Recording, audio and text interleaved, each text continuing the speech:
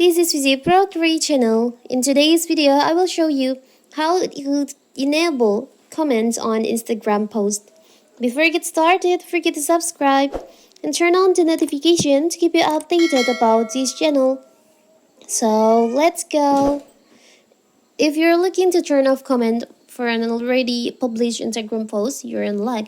On my previous video, I've shown you how to turn off comment on Instagram post. But now, what if you want to turn this on? It's so simple. So turn on to enable comment on your published post on Instagram. You can just open your Instagram and go to your profile by tap on the bottom right here. Now you can just choose on the post that you want to enable the comment, like this one, as you can see.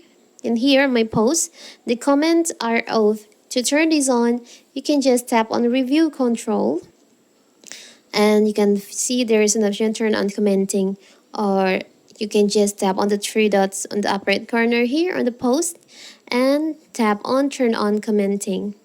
So now, as you can see, there's a place to comment on this post. So anyone who sees this post, they can comment on it. It's so simple, right? So that is how to enable comments on Instagram posts. Don't forget to like and subscribe and turn on the notification to keep you updated about this channel. Thank you and see you.